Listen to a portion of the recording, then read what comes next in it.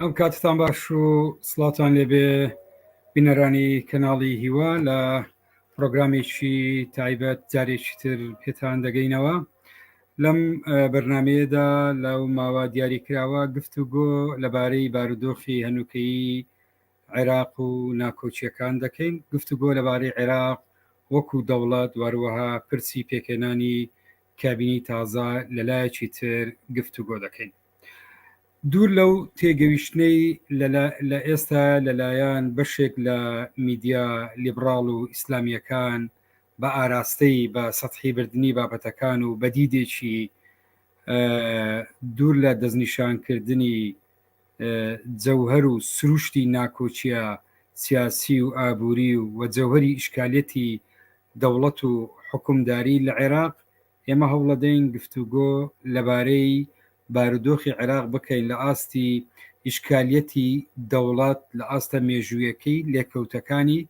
و هەروەها بوونی دەوڵەت لە ناو دەوڵەتدا، دواتریش گفتوگۆکردن لەبارەی ئیشکالەتی پێکێنانی کابینەکان و هۆکاری ئەم بابلن دابەشبوونە سیاسی و بابلن هەویەی دابەشبوونی هێزە سیاسیەکان و خاڵی ناکۆک و بەرژەوەندیەکانیان لە بارودۆخی ئەمڕۆدا و دابەشبوونی هێزە سیاسیەکان لە ئاستی دابەشبوونێکی تایفی دینی قەومی لەلایەک و هەروەها لەلایەکەیش تریش دابەشبوونی خودی ناکۆچینا و لایەنە سیاسیە شیعەکان و سونەکان و هەروەها خودی کوردیش لەلایەکی تر. لە ئاستێکی تری درێژەی ئەم گفتوگۆیە تێگەیشتن دەدەین لەبارەی هۆکاری کورتکردنەوەی کێشەکان لە ئاستی فیگەرە سیاسیەکان و بە ئاراستەبردننی پرسەکان لە پرسێکی مەوزوعی بابەتی قسەکردن لەسەر بەرنامە و خاڵی ناکۆچی نەهجی سیاسی و ئابووری هێزە سیاسیەکان بۆ کورتکردنەوەی بۆ ململانەیە لە چوارچێوەی فیگەرە سیاسیەکان ئەم دیاردەیە چ لە عێراق و چ لە کوردستان بەڕوونی دەبیندرێ و بە دۆخێکی بەلایەکی تریشە میدیاکان و سەردێر و تایتڵی گفتوگۆی میدیاکانیش بە هەمان شێوە کورد کراوەتەوە لەوەی کە کازمی بی یان ئەلف بێ یان بابێ سەر کۆمار بە هەمان شێوە هەمان دیاردە خۆی دووبارە دەکاتەوە. پرسیار دروستە بێ لەوە دۆخێکە سربوونەوەی ململانەکان بەم ئاراستەیە چ کاریگەری لەسەر گۆڕانی سیاسی ئابووری ژیانی هاوڵاتیان نەبێ. پرسیار ئەوەیە کە بۆچی ناکۆچی هێزە سیاسیەکان لە بارودۆخی ئەمڕۆدا ناکۆچ نییە لەسەر نەهجی ئابووری سیاسی، لەسەر لیبرالیەتی نوێ، لەسەر ڕەچەتەی بانکی نێودەوڵەتوی سندوقی دراوی نێودەوڵەتی کە بەپی داتاکان عێراق ڕۆژ بە دوای ڕۆژ ڕێژەی هەژاری بێکاری دروستبوونی مهمشین و هەروەها دەوڵەمەندبوونی ژمارەیەکی دیاریکراوی لە سیاسیەکان لە ناو مەرجەعە دینی و هێزە سیاسیە جێبەجێکارەکان لەلایەکی تر. بۆچی ئەم بابەتانە نابنە گفتوگۆ لە ناو شوناسی ئەم هێزە سیاسیانە؟ شوناسی ئەم هێزە سیاسیانە چییە کە شتیتر دەبێتە مەوزوع، دەبێتە شەی بۆ قسەکردن. بە دیوێکی ترە بۆچی میدیا، زۆرینەی میدیا هەمومان سەرقاڵەکان بە فیگەرە سیاسیەکان و دوورمان دەخەنەوە لەوەی پێدەوترێ مەوزوعیەت و قسەکردن لەسەر ناکۆچیە سیاسیەکان. ئەی ئەمە بۆچیە هاوڵاتی بە دیوێکی ترە ئەمڕۆ هاوڵاتی ناڕازیە لە گشت بە شێوەیەکی گشتی لە تەواوی سیستەمی سیاسی لە عێراق و لە ناوچەکە. تەمان دەبێت ئاماژە بۆ بکەین ئەمە هاوکاتە لە ئاسی دنیا ناڕزایەتی هاوڵاتیان بەرامبەر حکوومەتەکان لە بەرزبوونەوەدایە، بەڵام دۆخی عێراق بە ئاراسێکی ترە. ئەی ئەم حراکە ئیجتیماعی ئەمڕۆ لە عێراقا چ جۆرە بزوتنەوەیەکی سیاسیە؟ ئێمە وەکو کەسانێکی چەپ و ئازادی خواست هەر حرەکەیەکی جەماوەر لە جادە بوو ئێمە ڕاستەخۆ تەییدی بکەین؟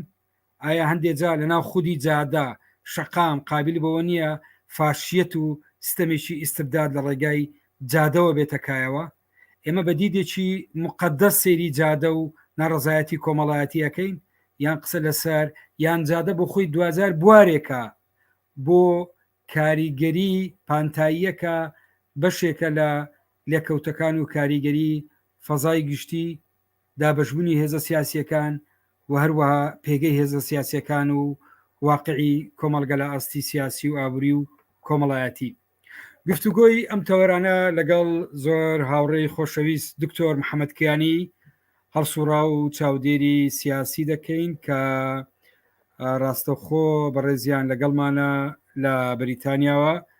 دکتۆر سلااوت دێبێ و زۆر خۆشحاڵین کە یەکەم جار لە کەناڵی وا لەگەڵمان بەشداری ئەەکەیت. سلااو لەیەوە لە بینەرانیش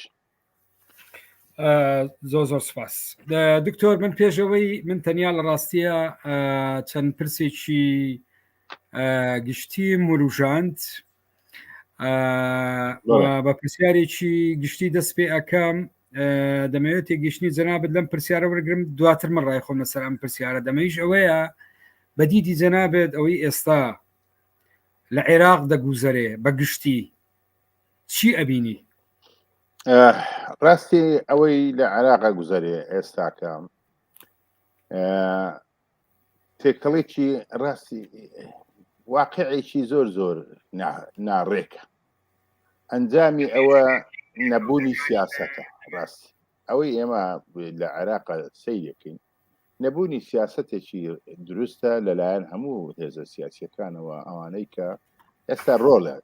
ڕۆڵە جێرن لە عێراقا ڕوئایەکی وازحیان نییە. مەسلەی گەندەڵی دەرەجەیەکە، مەسلەی شەخصی و خۆ بە قارەمانکردن ئەوە دەوری سەرچێ بینێ بۆ ئەوەی ئەوانەش دەوری قارەمان ببینێ دەیانەوێ برێن سەرەداوەکانی هێز بکەوێتە دەستیانەوە کە سەرەداوەکانی هێزیش کەوتە دەستیانەوە ئەتوانن زیاتر پەرە بە توموحە شخصیەکانی خۆیان بدەن، مەسەلە شخصیەکانی خۆیان بدەن یان ئەو وانەی دەیانەوێ. ئەوەی ئێمە ئەی بینین ڕاستە جەماوەرێکی ئەوە کراوە، ڕاستی جەماوەرێکی برین غەدر لێکراوە، جەماوەرێکی چەساوەیە، بەڵام جەماوەرەکەش کە بەکاریشی دێنن هەر ئەوانە بەکاری دێنن بۆ مەرامی تایبەتی خۆیان. چۆن بەکاری دێنن؟ ڕاستی ئەوی ئەبینی ئەو ئەگەر بینە سەر تێرمە سیاسیەکان مەسەلێکی پۆپولیستی زۆر زۆر ناشیرنە لە عێراقا ڕوەدا و لە کوردستانیشە. پۆپولیزمەکە لەسەر ئەوەیە، لەسەر ئەو ئەساسەیە کە هەندێک کەس تموحی شخصیان هەیە، ئەو تموحە شخصیانە لەگەڵ داواکاریەکانی جەماوەر ڕێکیە خەن بەوەش ئاراستەیەکەن کە بتوانن ئەوانە جەماوەر بەکار بێنن بۆ بەرژەوەندی تایبەتەکانی خۆیان. مەسەلەن ئەوەی ئیستا سەدر ئەیکات، سەدر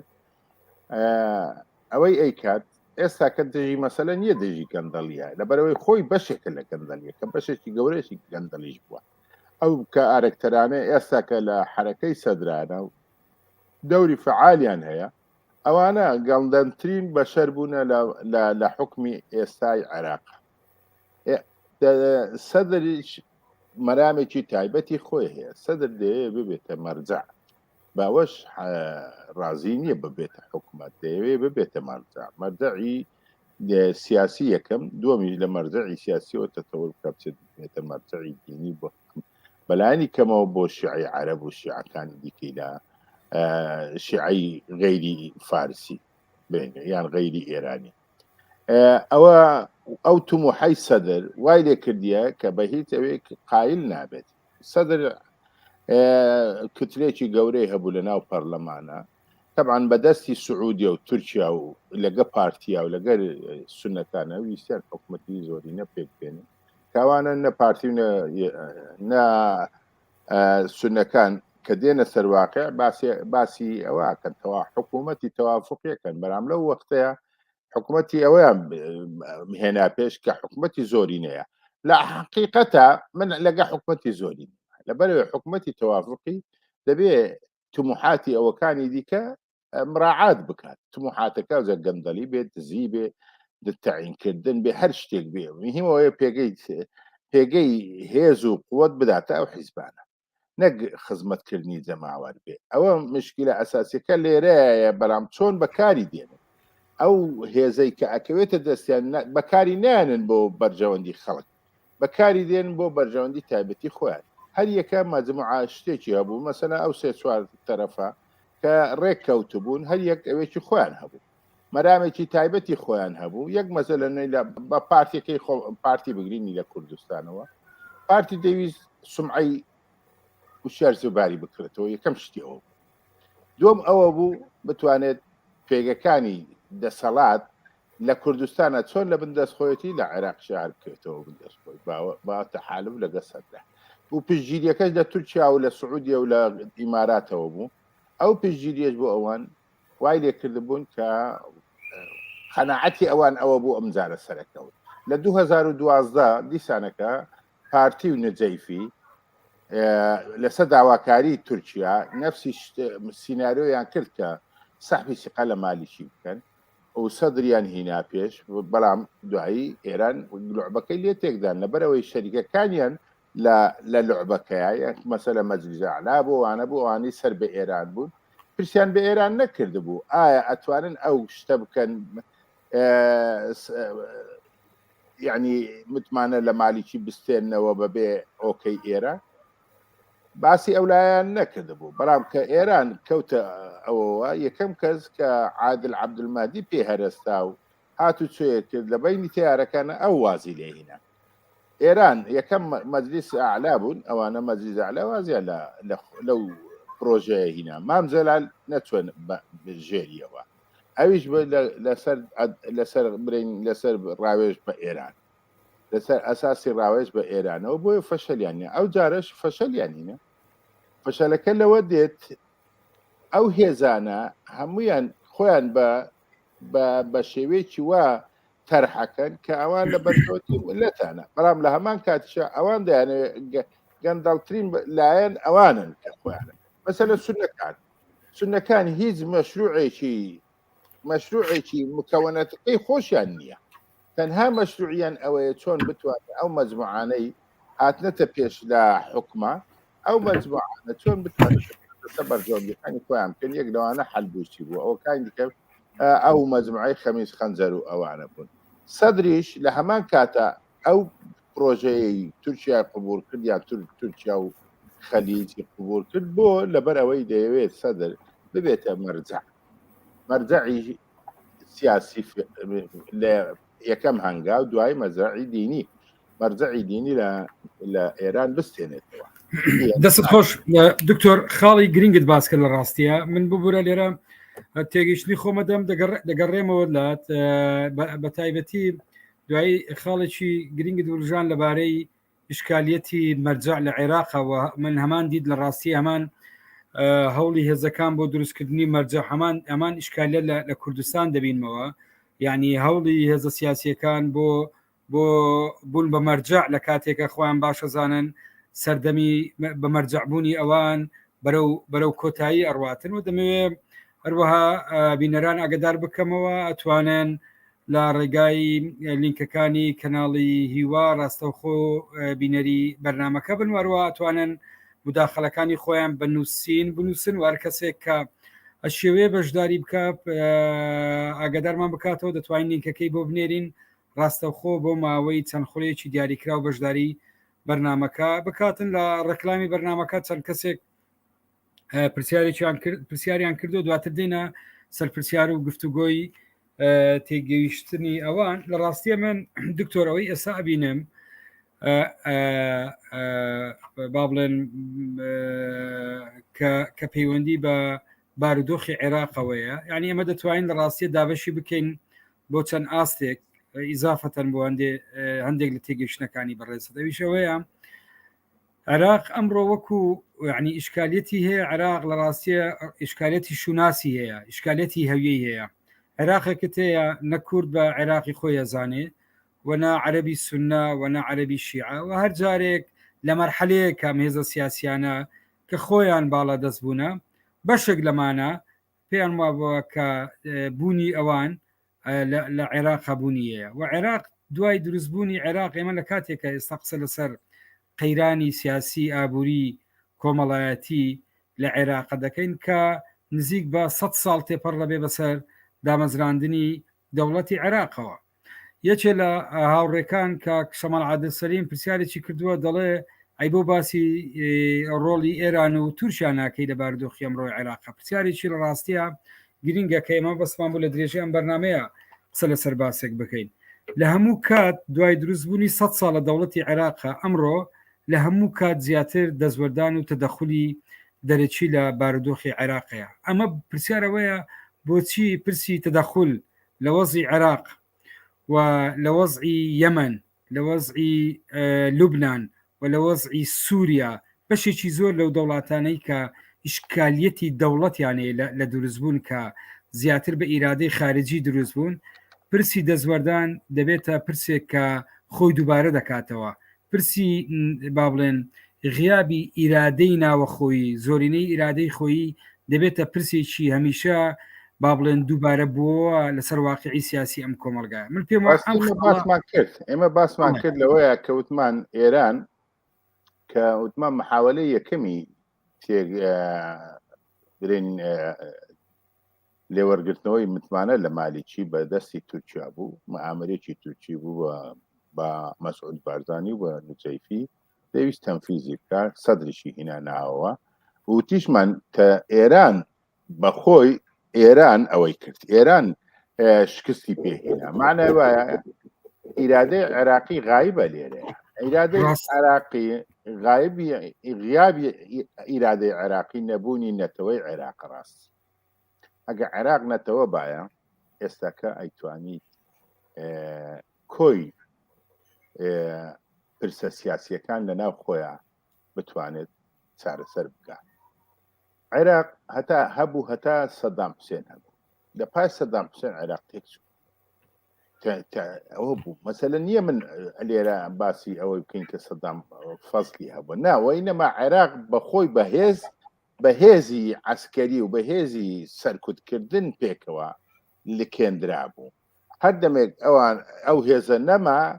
عێراق ئەوە بوو هەروە شاوە ڕاستی مشکلێکی گەورەتر بۆ عێراق دروست بوو کە مەسەلەی مکەوەنات بوو تەقسیمی دەسەڵات بە سەر مکەوەناتە ئەوە خراپترین مشکلە بوو بۆ عێراق دروست بووە بۆ لەبەرەوەی ساکە وەکو لوبنانی لێهاتە تەقسیمی دەسەڵات بووە دەسەڵاتی ئەوە شیعە خۆی بە مکەوەنی گەورە ئەزانێ دەبێ ڕیاسی وزارا بۆ ئەوان بێ کورد داوێ ڕیاسی جمهوری بۆ ئەوان بێ وەکەیت کەش دەوێ ڕیاسی پەرلەمان بۆ ئەوان بێ بەو شێوە تەقسیم بوونە منەتەوە دروست ناکرێت نەتەوە لەسەر ئەساسی فکر و مەشا بەرژەوەندی تایبەتی گشتی دروست دەکرێت نەک لەسەر مەسەلەی مکەوەناتە تایبەتەکان ئەگەر لەسەر ئەساسی مکەوەناتی تایبەت دروستی بکەی بەو شێوە بێ کە ئێستا هەیە مەسەلا کوردێک هەر چەندە ئیمکانیەتی هەبێ ناتوانێت ببێتە ڕێیزەرە احتیمالە ئەو کوردەی کەم ئەو ئیمکانیەتێ هەیە گەلێک باشتر بێ لە شیعەکە بۆ دروستکردنەوەی دەوڵەت مؤسساتی دەوڵەت و بژێوی ژیانی خەڵک خۆ مەسەلەی دەوڵەت چیە دەبێت چۆن ئیدارەدانی کۆمەلگات ئەگەر نەیتوانی ئیدارەدانی کۆمەلگا بکات معناوەیە فەشەلە ئێستاکە 2023 هەتا ئێستاکە ئێمە دەوڵەتێکمان هەیە فاشیلە بە هەموو قیاسەکان فاشیلە بێ لەوەی گەندەلی زیادی کردیە بێ لەوەی ئەو نەبوونی شوناسە تعمیقە کرێ یعنی ئێستا ئێمە ئیمان بەوە بێنین کە عێراق وەڵام مکەوەنی گەورە شیعە و دەبێ هەر شیعە دەسەڵاتەکە لەکن شیعە بێ ئەوە غەڕەتێکی زۆر گەورەیە مەسەڵ لە بەریتانیا دەوڵەتێک هەبووە ناوی دەوڵەتی یونایتد کینگدەم بۆ یعنی ئەوە ناوچە دەوڵەتی ئەوە یەکێت جۆرێک لە جۆرێک لە یەکگرتنێکی بزانە لێرەیە هیچ ڕێز و زەرا هەبووە خەڵکی وێلز بووە ڕێز زەرا هەبووە خەڵکی سکۆتلەندا بووە حزبی حتا حزبی کرێکاران حزبی عومان لە سکۆتلەندا لێبەر پارتی لە سکۆتلەندا دروست بووە و دوای حزبێک بووە بۆ هەموو بەریتانیا و توانیەتی وەکو شێوەیەکی نەتەوەیی و وەتەنی ئیدارەی دەوڵەت بدەن سکۆتیشەکان هاتنەتە پێش و باشترین ئەوەیان هەبووە باشترین دەست خۆش دکتۆر جامن ویستم بەشداریان هەبووە لە حکومە باشتری دکتۆر ویستم چیتەوەکەم لە ڕاستی ئێمە لە باردۆخی ئەمڕۆ لە ڕاستیە یعنی دەست و پەنجە لەگەر ئیشکالەتێک با بڵێ نەرمەکەن کە پێی دەوتری ئیشکالەتی دەوڵەتداری کە 100 ساڵە بەردەوامە ئیشکالەتی دووەممانەیە لە ڕاستیە ئەویش ئەوەیە کە لەناو خودی ئەم دەوڵەتە ئێستا دیاردەیەک دروست بووە و لە زانستە سیاسیەکان بەشێک لە توێژنەوەکان باز لە دەوڵەتی پاراڵێر یان دەوڵەت لە ناو دەوڵەتە ئەکەن دەوڵەت لە ناو دەوڵەتە بۆ مانایی کە کاتێ دەوڵەتێکی تر دروستە بێ هێزیی تروسە بێ خاوەن هێزی چەکدارە بێ و خاوەن هێزی مالیە بێ و خاوەن شەرعیەتێکی دیاریکراوی جەماوەریە بێ ئەوەی ئەمڕۆ لە ڕاستیە لە عێراقە با بڵێن دەگوزەرێ بریتە لە دیاردەیەکی ترمانەیە کە دەوڵەت لە ناو دەوڵەتە دروستە بێ و هەمان دیاردە ئێستا لە تورکیا بە جۆرە لە جۆرەکان هەوڵی پەرەپێدانی بۆ دەدرێ و ئەمە باردۆخێک لە بەشێک لە وڵاتانی تر ئەمە حزب الله لوبنانی بە هەمان شەوە لە لوبنان هەمان دیاردە خۆی دووبارە دەکاتەوە خاڵی سێەم ئێمە ئێستا ئەوەی ئێمە دەیبینین ئیشکالەتی پێکێنانی کابینەمانەیە واتە هەڵبژاردن کراوە ئێستا ئێمە ناتوانین یعنی عێراق ناتوانێت کابینەی تازە هەڵبژێری دەسەڵاتی تەنفیزی هەڵبژێریتن ئیشکالاتەکە لە ڕاستی بەدیدی من دکتۆر ئەمە پەیوەندی بچێت تۆ سیر بکە پەیوەندی ڕاستەخۆ بە درێژە کێشانی قەیرانی حکومداری لە عێراقەوە هەیە تۆ لە نزیکەوە ئاگدار بی و سەردەمانێک لەگا بەرپرسانی با بڵێن نەتەوە یەگرتوەکان و نێردەی نەتەوە یەگرتوەکان ڕاستەخۆ لە سەرخەت بی کە ناکۆچیەکان بە تایبەتی لەگەڵ عێراق و کوردستان لە ناوخودی عێراقیشە بەردەوام بوو عێراق لە کاتێک لە ڕاپەڕینی تشرینە لە 2019 ئەم ڕاپەڕینە دەبێتە ڕاپەڕینێکی جەماوەری سەرتاسەری و جەماوەر کۆمەڵێک با بڵێن خاڵی جەوهری تەقدیمەکە بۆ گۆڕانکاری سیاسی ئابووری کۆمەڵایەتی ئەوان لەو کاتەوە دێن هێزە سیاسیەکان سوود لە پەرت و بڵاوی خۆپشاندەران و ڕاپەڕیوان وەردەگرێن و دێن پاکێجێک بە ناوی خۆپشاندەران تەقدیمی حکوومەت دەکەن ئەوە بوو بریتی بوو لە هەڵوەشانەوەی ئەنجومەری پارێزگاکانەگە لە بیرت بێ وهروە انتخاباتی مبەکرە و هەروە بابەتی چەند ئیمتیازێکی مادی بەرپرسەکان و دواتری دەستکاریکردنی قانونی انتخابات بوو ئەمانە دەتوانین بڵێن خاڵی سەرەکی لە گۆڕانکاریەکان بن لەو کاتەیە لە ڕاستیە من یەکێکم لەوانەی کە بە مقالی دوور و درێژ لەسەر ئەم بابەتە تێگەیشتم دەکە پێم وە بۆی لە عێراق دەگوزەرێ چارەسەری باردۆخی عێراق ناکاتن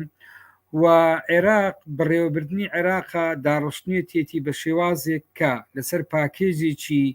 ئەمریکی و هەوڵ بدەن بە ئاراستەیەکی تری ببن کە بە جۆرێ لە جۆرەکان هەموو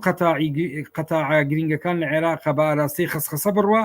و سیاستی لیبراڵەتی نوێ لە ئاستی ئابوووریەوە بگوازرێتەوە بۆ ئاستی سیاسی و بۆ ئاستی پێکێنانی شێوەی حکومداریەکە و هەر ئەو کاتە لە ڕاستیە من پێشبینی ئەوم کرد کە کوتلەی سەدر ئەم قانونە لە خزمەتی هێزە تائیفی و هەروە هێزە کۆنە پارێزەکانە دەتوانێت کە ئەم هێزانە بەهێز بکاتن و قانونێکە بەقەت وەکەوەی بۆ ئەنجومەنی پارێزگاکان بێ کەس لەسەر بنەمای پارێزگا لەسەر بنەمای شار لەسەر بنەمای وەلای شاری خەڵکرابژێری کەمتر دەیتوانی وەلایەکی با بڵێن نیشتیمانی بۆ عێراق دروست بکە ئەوە بوو لە ڕێگای سەرکوتکردن لە ڕێگای کوشتنی دەیان خۆپیشاندان بریندارکردنی هەزارە خۆپیشاندارانی ئۆکتۆبەر ئێمە باردۆخی عێراق هەڵبژاردن کرا و ئێمە دکتۆر ئەگەر لە بیرمان بێ هەر لە هەڵبژاردننی عێراقا زۆری خەڵکی عێراق مشارەکەی هەڵبژاردنەی نەکرد و ئەم پەرلەمانە لە جەوهرە دکتۆر علاماتی پرسیاری گەروی لەسەر بوو بۆیە پرۆسەکە بەم ڕۆگەویشت ئەمەی ئێست بڵێ ڕاستی مشکلەکە چی لێرەیە ئەوی ئێمە لەو حالەتی عێراقە کە تایە ئەژین نەبوونی فکری سیاسیە وإنم هەبوونی ئەجەندەی شخصیە نەبوونی فکری سیاسیە ئەو تەبقە سیاسی هاتنەتە حکمەوە ڕاستی علاقێکی قودیان نییە لەگەر کۆمەلگای عێراقیە لەگەر معاناتی خەڵکی عێراقا لەگەر معاناتی هەسەر مەسەلە کوردەکان جوان نفسی شتا بۆ لەبەرەوەی سەیری کوردەکان بکەین ئەبینی جیلی دووەمی یا جیلی سێمی سەرکردەی تاریخیەکان هاتنەتە پێشەوە ئەوانە پەروەردەیەکی سیاسی تەندروستیان نییە پەروەردەیەکی نەتەوەییان نییە پەروەردەیەکی نیشتیمان پەروەریان نییە وإنما جهة أويش راس هيبو يعني وإنما داردستي جاهز هيا ئامادە ناوی حیزبەکە لە باوکو لە باپیرانی ئەو بۆی ماتەوە ئەو حیزبش ئامادە ئەندامی ئەو حیزبانە ڕاستی لەگە ئەو ترێندەیە بڕۆن لەگە ئەو تەوژمەیە بڕۆن بچن ببنە ڕاستی ئەبێتە عیبادەتی شەخص ئەبێتە کۆیلەبوون ئەبێتە دەروێشی بە دووکەوتن ڕاستی لەسەر ئەو ئەساسەیە ئێستا حیزباتی لە کوردستانە لە عێراقیشا عینەن وای بەسەر دێت ئەوەی سەدر ئەیکان نەفسی شت دەوێ خەڵکی عێراق بکاتە کۆیلە بۆ عائلەی سەدر بۆ ئەودا کردنە کۆیلە بۆ عائلەی سەدر معناوە ئینجازی نەتەوەی نابێ ئینجازی نیشتیمانی نابێ ئینجازی بۆ خەڵک نابێەوە ئینەما خەڵک ئەکەوێتە خزمەتی ئەوانەوە ئەوە مشکلێکە مشکلەی دەوڵەت لە ناو دەوڵەتە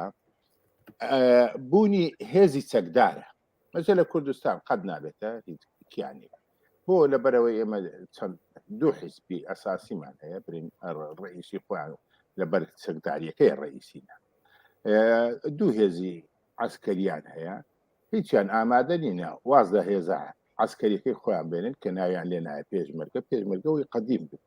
ئێستا کە دوو میلیشیان هەیە ئەو دوو میلیشیایە هەر یەکە بەو میلیشیایەوە ئەتوانێت بنێتەوە سەدریش میلیشیای خۆی هەیە ئیسا لە عێراق هەمووی میلیشیای دروست بووە ئەو مەسەلەی حەشدی شعبی ئەم بە قەنەعەتی من لە ئەو ڕۆژێک کە برین داعش و ئەوانە دروست بوو ئەمن بە مؤامەرەم زانی بۆ ئەوەی بۆ دروستبوونی هێزێک کە لە دەرەوەی دەوڵەت بێ لە دەورەوەی مؤسساتی دەوڵەت وەکو حەشدی شعب ئەوەی ناویان لێنە حەشدی شعبی تاکو دەوری پاسدارانی ئێران ببینێ ئەجهیزەکانی دەست برین ئەجهیزەی دەوڵەتی هێزەکانی دەوڵەت ئەوە بکات تەخفیف بکات لەوەی کە تەسیری سیاسی هەبێ لە ناو عێراقا وئینەما ئەوان ببنە هێزی سەرەکی وەکو پاسدارانی ئێران ئەوان حکمی دەوڵەت بکەن و ئەوان دیکتێتی ئەجەندای حکومت بکەن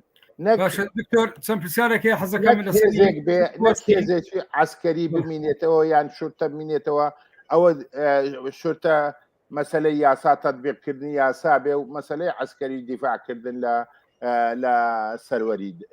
وڵات بێت ئەوەی ئێستا لەسەر ئەو حراکەی اجتیماعی قسە بکەین من دوایتر چەند پرسیارێک تعلیقێک هاتووە دەڵێ ئەمەی لە عێراق ڕوودەدا جۆرێکە لە دابەشبوونی سیاسی تایفی و هاتنی خۆپشاندەران بۆ سەر جادا پێشەوەی وشیاری سیاسی بێ ئەمە لە ڕێگای عازی دینیەوە وەکو ئەو هینانەش دەبینیت یعنی تێگەیشتنەکانی تر تێگەیشتنت چییە لەبارەی ئەو حراکەی اجتیماعیە ئەمە چۆن ناوەنیت من بە حراکی اجتماعی نایبینم ڕاستی حراکی اجتماعی ئەوەیە خەڵک داواکاری خەڵک هەبێ داواکاریەکانی خەڵک هەمووی چاواشەکاری بوو حتا مەسەلەن ئیستا ئەوەی تشرین حراکی تەشرین ڕاستە جەماوەر هاتە سەرجادە بەڵام لە دەستێک هەبوو لە پشتەوە بەکاریە هینا بۆیە جەماوەر بەخۆی کشاوە ها ڕاستە قوربانیدا ئەوەی ئێمە نابێ لەوانە کەم بکەینەوە جەماوەر دائیمەن ئامادەیی هەیە بۆ قوربانیدان بەڵام دەستی خەفی هەیە نادیار هەیە ئەو دەستانە بەکاری دێنن هەتا ئێستا کەش ئەو دەستانە هەر ماون لیان نەگەڕا بگاتە ئەنجامی خۆی دکتۆر یەک تێگەیشت نەگەدام لەسەر ئەو یعنی لەسەر مەسەلەی تشرین و هەروەها جیاوازی تشرین لەگەوەی ئێستاە لە ڕاستی ئەوەی تشرین بە ئەمە با بڵێن لە ئەوەی ڕاپەڕینی ئۆکتۆبری 2019 ڕاپەڕینێکی لە ڕاستیە مێژووی زۆر گەورە بوو یعنی لە مێژووی عێراقا ئەوەی من خوێندمێتەوە و ئەوەی کە ئاگداری ببووم ڕاپەڕینی وا گەورە و ڕاپەڕین بەم ئاراستەیە بەم شێوازە لە ڕاستیە لە دۆخی عێراقا زۆر حاڵەتێکی دەگمەن بووە و شێوازی خۆڕێخستنی خەڵک کاری تەعاونی پێشکەشکردنی خەدەمات بە یەکتر و ڕوبەڕووبوونەوەی ڕۆژانە و درێژە کێشانی هەموو ئەوانە لە ڕاستیە بریتی بوو عیبارەت بوو لە چی لە بوونی ئەمڕۆ لە عێراق و لە کوردستان و لەسەر ئاسی دنیاشە ئێمە شاید حاڵی حراک بزوتنەوەیەکی بزافێکی کۆمەڵایەتی دکتۆر بزافێکی کۆمەڵایەتی ئەم بزافە کۆمەڵایەتیە لە ڕووی سۆسیۆلۆژیەوە کۆمەڵێک تعریفات و کۆمەڵێک خاصێتی هەیە من دوای بوار هەبێ باسی یەکەم ئەمە بزافێکی خۆڕێک نەخراوە بزافێکە دەتوانێت تا ئێستا توانای ڕوخاندنی هەیە کەمتر توانای بیناکردنی هەیە بزافێکی مەوسومیە بزافێکە لە دەرەوەی حاڵەتی نەقابات و هێزە چەپ و ڕاستەکان و تەنانەت ئیسلامیەکانیشە کۆمەڵێک با بڵێن تایبەتمەندی ئەم بزافە هەیە ئەمە وای کرد ئەوەی تشینەوەی جەنابەت باست کرد لە ڕاستیە هێزە سیاسیەکان هەوڵ بدەن با بڵێن ئیستیغلالی بکەن بەڵام لە ڕاستی وەکو وێنە گشتێکە وێنەی بزافێکی کۆمەڵایەتی لەلەو حەگشتەکە مایەوە بەس ئەوەی ئێستای سەدر دکتۆر ئەوەی ئێستای سەدر لە دەروی حاڵەتی وعی سیاسی ئەگەر سیر بکەیت هەمووی هەر لە کاتی قسەکردنە دەڵێ سەدر وایوت من مالیکی و فلانەوە فیسار هیچ داوا یعنی تا ئێستا لە کاتێک کێشەی عێراق ئەمڕۆ قەیرانی بەتاڵەیە و مەوزوعی هەژاریە و مەوزوعی خەدەماتە نەبوونی قەیرانی ژینگەیە نەبوونی ئەمنیەتە زۆر بواری تر ئەم داواکاریانە نبینی ئەزانی تۆ کاکێ هیوە ئەوەی سەدر علاقەی نییە بە حراکی جەماهیری ئەوە پۆپیلیزمی سەدرە بەکاری دێنێ جەماوەر بەکاردێنێ و تموحاتەکان و شیعارەتەکانی جەماوەر دێنێ بۆ بەکاری دێنێ بۆ ئەو تموحەی کە خۆی هەیەی ئەوەی تشتین مشکلەکە چ بوو تەوجیهکردنەکەی تەوجیهێکی غەڵەت بوو لەبەر ئەوەی ئەو دەستە نادیارانە بەکاریانە هینا بۆ لە تویتەر یان لە فەیسبوک لە سۆشیال میدیا ئەوانە دەیانویست بەو شێوەی بەکاربێنن کە هەندێک کەس دەیویست من ناتوانم برێم کام لابوو کە ئەوە نەبوو بەڵام شێوەی بەکارهینانی تشرین مزاهراتەکان و خۆ پیشاندانەکان و ئەو هەماهەنگەی کە تو من گومانم لەسەری هەبوو ڕاستی ئەو هەماهەنگەکەی کە دەڵێی خەڵک یارمەتیە دراوەکرا یارمەتیەکە هەندێکی ناڕاست بوو ئەوانە بوون کە ئەو دەستانە بوون بە دزیەوە دەیانویست بەکاری بێنن برێن مەخفی بە نادیاری بەکاری بێنن و بۆیش نەگەیشتە ئەنجام نەگەیشتە ئەنجامەکەی نەتیجەکەی ئەو سیراع بوو ئەوەی دیکە ئەوەی ئێستای سەدر ڕاستی ئەوە وەکو گاڕانێکە بە دووی کەوتنەوە تیکرارکردنەوەی قسەکانی سەدرە سبەینێکەش لێ بگەڕێی ئەوەی سەدر بێتە ئەوەی دەوێت من بزانە یەک دەمەیز یەکشت برێ دکتۆر بالێرە دواتر ڕێی خۆمە دەمەکو پرسیارێتیەکە نانا من یەک شتێم بە ئەوە برێم با ئەو نقطەیە برێم من لە ئەوەلەوە کە زانیم سەدر دەویستی بکشێتەوە لە پەرلەمان زانیم غەرەزی چیە غەرەزی ئەوەیە کە ئەوێکی دیکە بکرێت هەڵبژاردنێکی دیکە بکرێت بەڵکو بتوانێت زۆرینە بەدەست بێنێت ئەوە ئامانجی سەدر بوو ئێستاش ئامانجەکەی سەدر ئەوەیە نا لە حکومەت تەشکیل بێ لەبەر ئەوەی نەوەک ئەو حکومەتەی دێ دەرسێکی وەرگرت بێ لە ڕابردووە هەندێک شت بکات کە لەگەر داواکاری جەماوەر گونجاو بێ نەتیجە ببێتە ئەوەی کە جەماوەریەتی سەدر کەم بکاتەوە ئەوە بۆیە ناوێت حکومەت دروست تەسەوری تۆ من لەسەر ئەوە تێگەیشتنی دەم لە ڕاستیە بەڵام با پرسیارە بکەم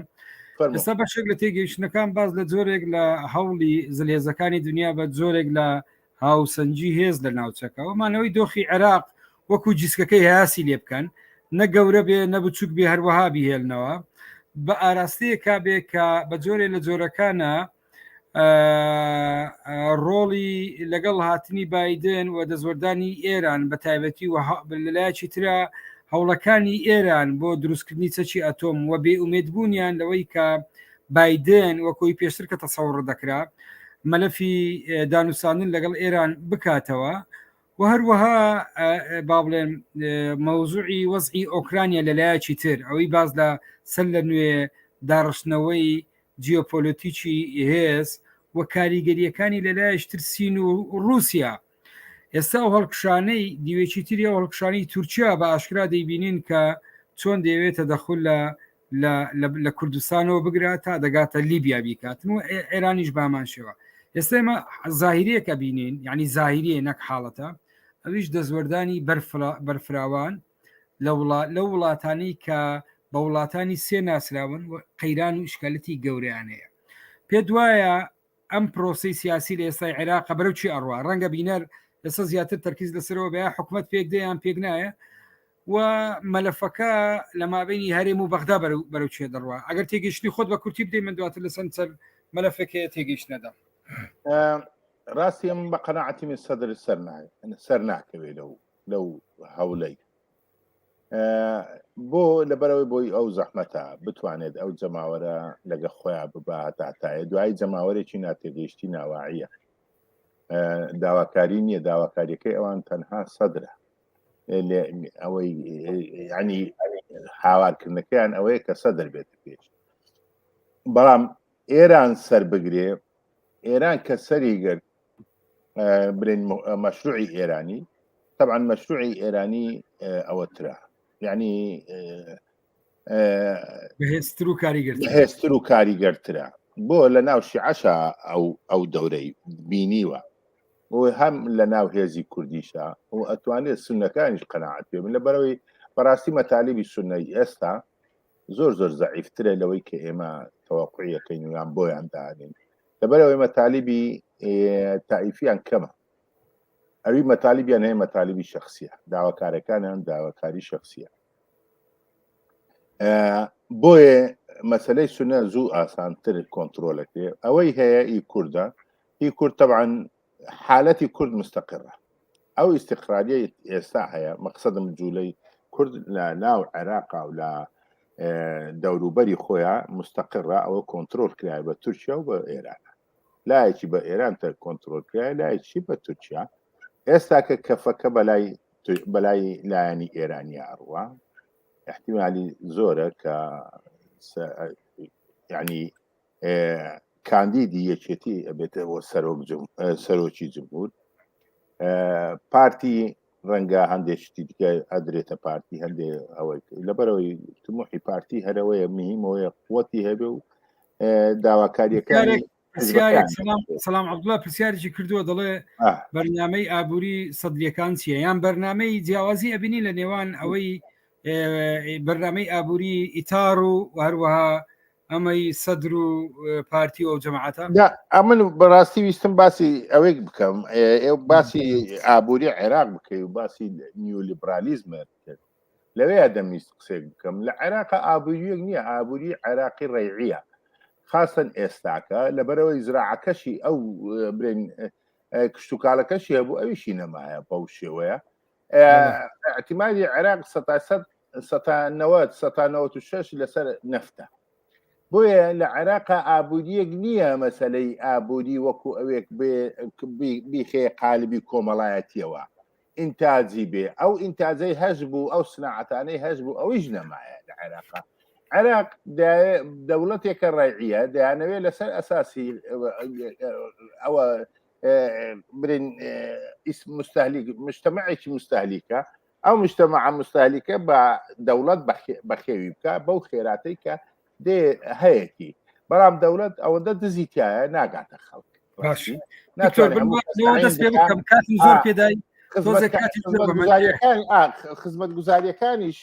خزمەت گوزاریەکانیش لەوە باشتر نابێت کە ئێستا هەیە بۆیە هیچ بەرنامەیەکیان نیە ڕاستی ئەوانە لە فەراغا ئاژین ئێمە لە سیاسەتی عێراق ئێستا لە فەراغا ئاژێ هەروەک باسم کردوتم جیلی دووەمی سەرکردە تاریکیەکان هاتنەتە پێش ئەوانە هیچ ئەوێکیان نیە پرۆژێکی سیاسی ئابووری کۆمەڵایەتیان نییە ئەوانە مەسەلەی شخصیان هەیە معنای بەرژەوەندی شخصی دەورە بینێ عێراقش هەروە تێگەشتنی جەنابێت لە سایەی ئەم دابەشبوونە هێزە کۆمەڵایەتیانەی کە ئێستا هەیە و ئەوەی پێدەوترێ با بڵێن پێگەی هێزە سیاسیەکان بەجۆی لە جۆرەکان تا ئێستامان ڕاوەحکردنە یان خولانەوەی لە دەوری یەک بازنە من ڕاستیە لە ئێستاە ئەمە ئابێ بەڵام بەیانی ئێمە لە پرۆسی سیاسی واقعی عێراقە تووڕەبوونی خەڵک ڕۆژ بە ڕۆژ لە ڕاستی لە زیادبوونە ئەمە لە کوردستانیشە ئەمە وەستاوەتەوە سەربەدیلێکی سیاسی چۆن حراکە ئیجتیماعیە دەتوانێت خۆی تەنظیم بکاتن بەدیلێک تەقدیم بکاتن من پێم ئەمە پرۆسەیەک نییە بە شەو ڕۆژێک بکرێمە پرۆسەیەکی کەڵەکەبووی بەردەوامیەوە پشوو درێژی ئەوێ لە ڕاستیە و مێژووی عێراق و کوردستانی ژێمە بینیمان لەم مێژووە هیچ هێزێکی سیاسی هیچ مەرجعێکی دینی قەومی نەیتوانیوە تاسەر احتیکاری دەسەڵات بکە و بمێنێتەوە ئەمە با بڵێن لێرە بە نقطەیەک دابنین خاڵی دووەم دکتۆر من لەگەڵ جەنابەت کۆک نیم ئەویشەوەیە ئەم قسەی جەنابەت ڕاستە دۆخی عێراق و هەرێمی کوردستان ئەوەی پێدەوترێ ئابووری ڕێعی و ئەوەی زۆر جار عەرەبەکان یان ئەوەی هەندێک لەم توێژنەوەی باس دەکەن دەڵێن النەفد والدیموقراتیە زدان لا یەشتەمەعان ئەم تێگەیشتنە ڕاستە و هەروەها بەڵام کاتێک کە ئابوووریەکەت ڕێعی بوو ئەوە بەمانەی ئەوە نی ئەم ئابوووریە با بڵێن نابێ بەرنامەکەی لیبراڵەتی نوێنیە ئەوەی لە عێراق و لە کوردستان ڕقمەوەی کە ئابووریکی ڕێعیە و بەڵام لە بەرامبەر ئەوە بە تایبەتی لە 2000ەکانەوە ئێمە من بە توێژینەوە لە ڕاستیە لە سەرمان نووسیوە لە عێراق و لە کوردستانە بە بەرنامە لە ڕێگای سندوقی دراوی نێودوڵەتی بانکی نێودوڵەتی لە چوارچێوی ڕەچەتەیەکی دیاری کراوە ئەوەی پێدەوترێ ئایدیا ناویانێنە ئایدیا استراتیژەتی حکوومەت لە عێراق و لە کوردستانیشە لە سەردەمی نێچیر و هەروە مەسرولیش دووبارەی کردەوە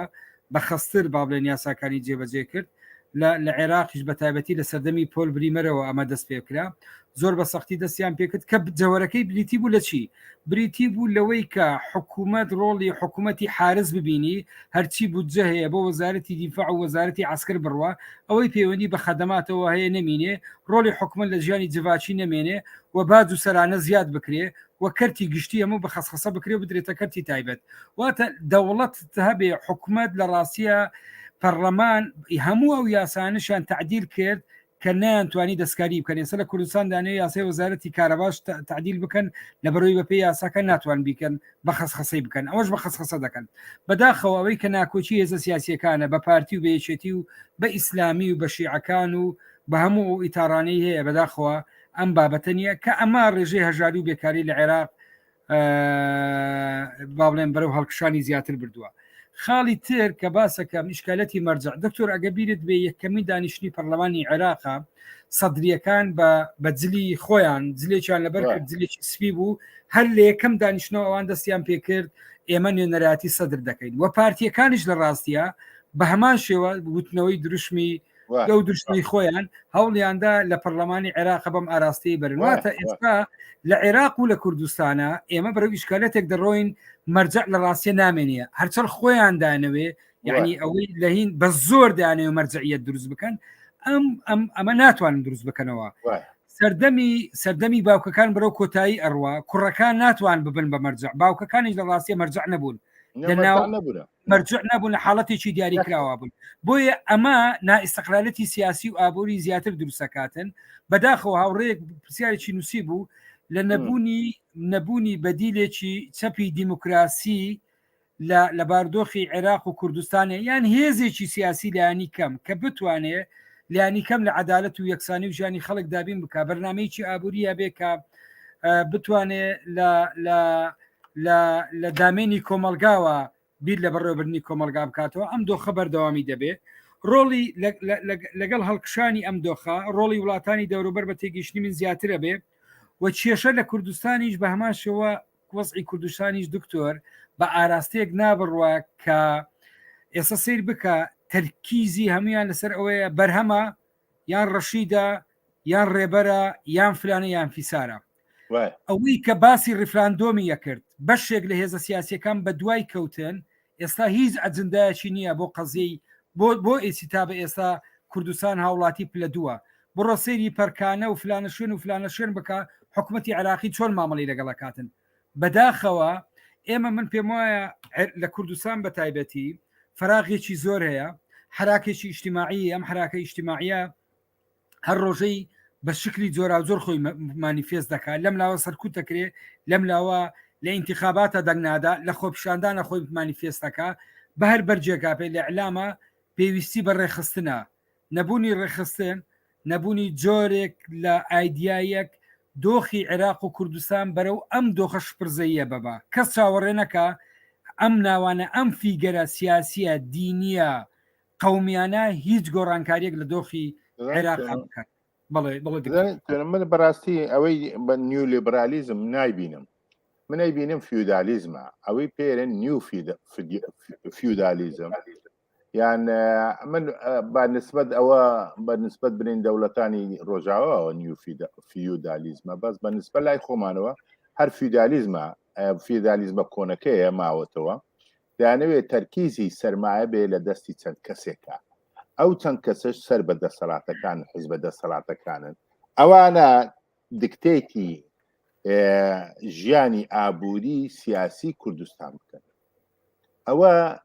مەسەلێکی زۆر گرنگە، بۆیە ئێستا کە ئەبینین ڕاستی ئەوەی ئەیبینی ئێستاکە دوو ئەوە هەیە، دوو قوتب هەیە،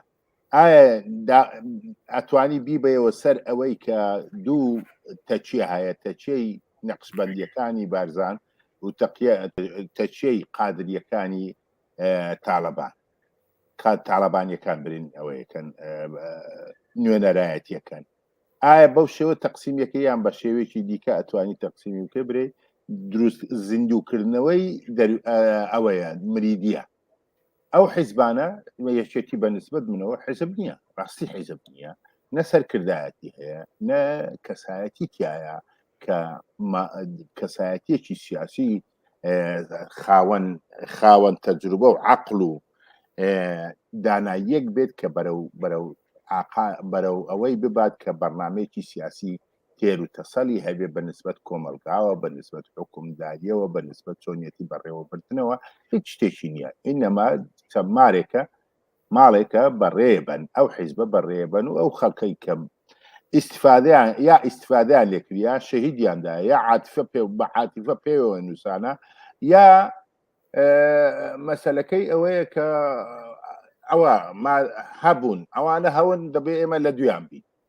ئەو شێوە حیزباتی ئەوە حیزباتی نییە، ئەوە دەروێشیە، هی پارتیش نەفسی شتا، حتا فازل میرانی بەخۆی وتی ئێمە عەشیرەتێکمان هەیە، ناوی عەشیرەتی پارتیە، عەشیرەتێکە ناوی ئەوە عەشیرەتێکە باری بارزانی سەرۆکایەتی پارتیەکە، معنای وایە دەروێشاتی بۆ ئەوان، یعنی لێرە تو ئەجەندە نییە لێرە لە گۆڕا، ئەوەیە ئەوجە بۆیە ئەوانیش ئێستا کە چۆن تەقسیمی ئەوەکەن، چۆن ئەتوان ئەو بەڕێوەبردنە ببەن، هیچ لەبەرەوەی بەرنامەیەکی سۆشیەلیان نییە، مهم ئەوەیە چۆن کارکتەرەکان ئەوە بکەن، کارکتەرە ڕئیسیەکانیان چۆن ئەوە برین ئەوەیان بکەن، نەک قەناعەتیان چۆن مرتاحیان مەکو غەنیمەتی شەڕ مرتاحیان بکەن، مرتاحیان بکەن، ئەو جا چیە سەرمایەکان ئەکەنەوە، ئەوە مەسەلەی نیشتە جێبوونە، پرۆژەی نیشتە جێبوونیانە دەنێ، پرۆژەی کارەبایانە دەنێ، پرۆژەی ئینتەرنێت ئەدەنە هەندێک سەرمایەکە وەرحەسن ئێستا کە هاتنە ئەوانە بەشی نەکردیان، شتێکی دیکەکەن ئێستاکە هاتنەتە سەر خزمەتگوزاری تەندروستی، ئەوە خەستەخانەی ئەوەکەنەوە ئەهلیەکەنەوە، ئەو خەستەخانە ئالیانە ئەزایی چ زەرێکی گەورە لە خەڵکی فەقیر و هەشارەتە یانزانانی خۆت ئێستا لە سلێمانی یعنی بە ئاشکرا، یعنی من پێم سەیرە دکتۆر لە ڕاستیە من هەندێک جار بە ئەو هینە بدەم دکتۆر بداخلێ بکەم، یعنی من ئێستا دێزا بیرەکەمەوە ئێستا بە ئاشکرا وەزا یعنی لایانی بەرپرس لەوێ ڕایەگەێنێ داتای فەرمی دەڵێ خەڵک لەبەر نەبوونی عیلاجی پێویست ئەوەی نەخۆشی ژێرپەنجەی هەیە گیان لە دەسەدا، ئەوەی کە نەخۆشی عملیاتی گەرمێ دەبی بکرێ ئێستا بەرەوە ئەڕواوەش نییە، بە ڕۆژانە کرێکار لە بەرامبەر نەبوونی سەلامەتی شوێنی کار گیان لە دەسەدا، خەڵک لە بەرامبەر نەبوونی خەدەمات هەژاری گیان. دکتۆر ئەمانە نابێتە بابەت ئەزانی، یعنی من بیزان بیر لە چیەکەمەوە دکتۆر ئەزانی بۆ نابێتە بابەت، ئەوانە ئەزانی بۆ نابێتە بابەت لەبەر ئەوەی ئێمە مەعارەزەیەکمان نییە، ئێمە ئۆپۆزیسیۆنێکی حەقیقیمان نییە، ئەوە مشکلەکەی ڕێکخراو بێت، نەبوونی ئۆپۆزیسیۆنێکی ڕێکخراو ئەوەی لێ دەرێتێ مەسەلە شاسوار ناتوانێت تەمسیلی ئەوە بکە، ئەو مەسەلانە بکە، لەبەرەوەی کابرایەکی پۆپیۆلیستە دەیەوێت ئەجەندایەکی تایبەتی خۆی هەیە، ئەو ئەجەندایە بێنێتە دێت دوو تانکەر نەفل لەوێ برێن بنزین لەوێ ئەفرۆشێ لەوێ 2 تانکە نەفت تەوزیع کازستانان 5 تانکە ئاو ئەباتە ئەبێک ئەوە تەمانەوە دکتۆر زۆر کاری زۆر مەترسیشی نییە لەسەر ئەوان لەبەروی ئابوووریەوە ئەمان تێگەیشتنی هەیە و مەسلحەتی کۆمپانیاکان ناکەوێتە مەترسیەوە ئەوەیە گەر هێزێک باە خاوەن ئایدیا و ڕوئایەکی سیاسی ئابووری جیاواز باە بێگومانەوە ئەوجا ئەلێرە من ئەوەیەک دەمێت ئەوەیەک برم ڕاستی ئێمە جارێ نەگەیشتینەتە مەرحەلەی ئەوەی لەبەر لە کۆمەلگای ئێمەیە چەپ و ڕاستمان هەبێ ئێمە دەبێت مؤسساتی دەوڵەتمان هەبێ ئەوەل جار کە مؤسساتی دەوڵەتمان هەبوو ئەو دەم ئەتواندرێت چەپ و ڕاست دەوری خۆی ببینێ بە ئەجەندای تایبەتی عبوری سیاسی کۆمەڵایەتی بەرەو کۆتایی ئەڕوا ئەگەر قسێکت ماوە ئاخیر تێگەشتی خۆت بدە و منیش آخر لە ماوەی دەقەیەکە ئێمە پێویستمان بە پەروەردەیە ڕاستی پەروەردە دوایی ڕێکخستن بەبێ ڕێکخستنێ هیچ گۆڕانکاریەکی سیاسی نابێ بەبێ هێزێکی سیاسی بە قووەت ئەوە مەسلێکی گەورەیە و دوایی ئەو شێوە بۆڕەبۆڕەی کۆمەلایەتی ناتوانێت گۆڕانکاری دروست بکات ئللا دەبێت ڕێکخراو بێ تەوجیه بێت بەرنامەی هەبێت ئێمە لەسەر ئەوە کار بکرێت کە بەڕاستی حزب دروست ببێت ئێستا حزب نییە حزب لەسەر ئاساسی ئایدیا دروستە بێت ئەو ئایدایە مەسەلە نییە برێت چەپ بێیان ڕاست بێت ڕەنگە چەپ بێ یان ڕاست بێت هەر یەکیان ئەوە برێن بەشداری خۆیەکە لە دەوڵەمەندکردنی شێوەی بەڕێوەبردننی دەوڵەت ئێمە مەسەلەکە چییە دەوڵەت بەڕێوەبردن چۆنە بێ خزمەتگوزاری چۆنە بێ یەک شتی دیکە 5 ساڵی دیکابینی 5 ساڵی دیکابینی 150 خەڵکی کوردستان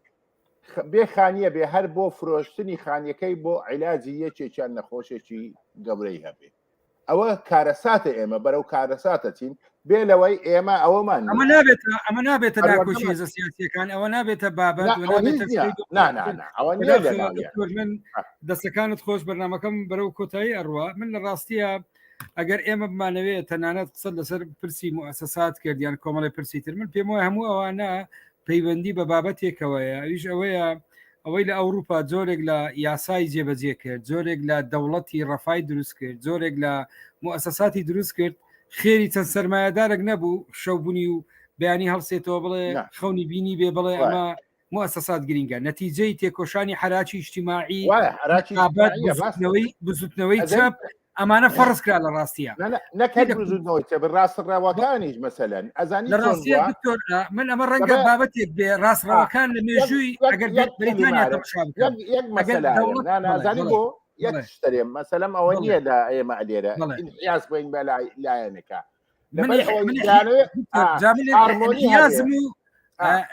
هیازبوون نییە شەرم نییە خراپ نییە مەقسەدم ئەلێرە یەک شتە دەیانەوێ چۆن ئەو کۆمەلگایە لە ئاشتیا بێ پێکەوە و هەر یەکە دەیەوێت بە شێوەیەک بێت کە لەگە بەرژەوەندی خۆی ئەو چینەی تەمسیلیەکە لەگەر ئەوە بگونجێ ئەو هارمۆنیە تێگەیشتن بۆ ئەو دروستکردنی ئەو هارمۆنیە زۆر گرنگە جا دکتۆر لە ڕاستی ئەمە دەکەی لە داهاتووە بابەتێکی تر بێ سام هارمۆنیەتەش بەرەو هەڵوەشانەوە ئەچێ لە نەتیجەی لیبراڵەتی نوێ لە ئەوروپا وەلو بریتانی جەنابەت تێژی دەرکەوت ئەم سیستەمە سەرمایه‌داریە بەم تایپە کەمینەیەک زۆر بڕۆ ئاخر تەقریری ئۆکسفام سیر بکە کە کۆمەلگا بەرەو چی ئەڕواتن بێلەوەش ئەو جۆنسن لەسەر چی دەرکرایە ڕاست ئەوە یەک لە مەسەلەکانە کە دەرکرا ئەو حیزبەی ئەوان ئەرێن ئێمە کۆنزێرڤەتیڤ بەوە ناسراوە کە دەبێ برن ئەوەی هەیە پاشنت یعنی لێبوردەیی هەیە و ڕەحمی هەیە کەسی ئەوانە هاتنە ئیستیغلالی حیزبەکەی کۆنزێرڤەتیڤیان کردیە بۆ بەرژەوەندی تایبەتی چەند کەسێک چەند دزێک تو آخر تقریری گاردیان تەماشا بکە لەسەر جێمی کۆربین کە لێ ئەدرێ کە کۆمەڵێک کەشفەکرێ بەرەو چ ئاراستەیە کاروان لە ڕاستی شتێکمانی بەناوی ئێستا لە دنیاە مؤسسەی بێلایەن دەوڵەتی بێلایەن دەوڵەتی تەواو ئایدۆلۆژی لیبراڵەتی سەرمایه‌داری ڕێکلامی ئەوە ئەکە خۆی ئایدۆلۆژیە ڕێکلامی ئەوە کە کۆتنیهایەتی تاریخە نابێ ئایدۆلۆژیا بێ بۆی کۆمەلگا پارچە بێ چۆنی بێ ئاوا مامەڵی لەگەڵ بکە دۆخی عێراق و کوردستان بەو نمونەیە بەس لەبی نەچێ مؤسسات هەبێ ئەگە مؤسسات نەبوو ناتوانێت ئەو گۆڕانکاریانە بە ئاسانی بکە ئیساکە من بە قەناعەتی منجا لە ئینتیخاباتی دادێ لێ حزبی عمال دێتەوە سەر حکومت لەبەر ئەوەی ئەوانە زۆر ڕۆیشتنە ئەو دێتەوە ئەوەکانی خوتەکانی ئەوانە گۆڕێ مەقسەدم ئەگەر مؤسسات هەبێ ئەتوانی دەستا و دەستی دەسەڵات بکرێ کە دەستا و دەستی گەڵاکان مؤسسات بوون نەتیجەی چییە؟ هەمیشە ئێمە شتێکمان هەیە دەوڵەتمان هەیە دەوڵەت هێزی عسکەری بەدەستە ئابووری بەدەستە قانونی بەدەستە لە هەر دۆخێکە لە کوردستانە کامە هێزی باشی سیاسی هەیە ئەگەر هاتە سەدەسەڵات کۆمەلگا پارچە بوو با بڵێن هێزی ئیجتیماعی خۆی تەنزیم نەکرد بوو لە چوارچەوەی نەقابات و خۆڕێخستنی وشیاری ئەم هێزە نەدەتوانێت مؤسسات دروست بکە و نەدەتوانێت گۆڕانکاری و ژیانی خەڵک دروست بکە ئەمە وەستاوەتە سەر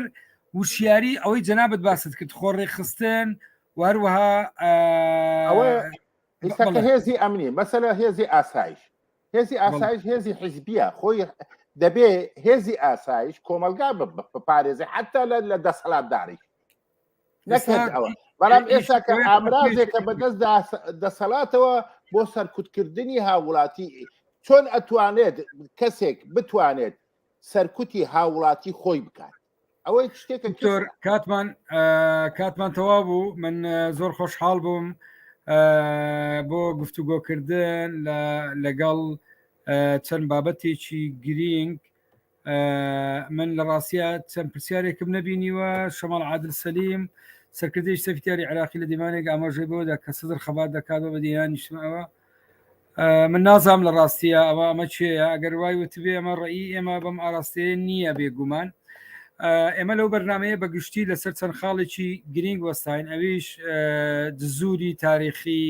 قەیرانی دەوڵەت لە عێراقە و هەروەها دروستبوونی دەوڵەت لە ناو دەوڵەتە زیادبوونی دەزوەردانی وڵاتانی دەوروبەر لە بارودۆخی عێراقە و جەوهری ئەو ناڕەزایەتی ئێستا لە عێراقەیە ئیشکالیەتی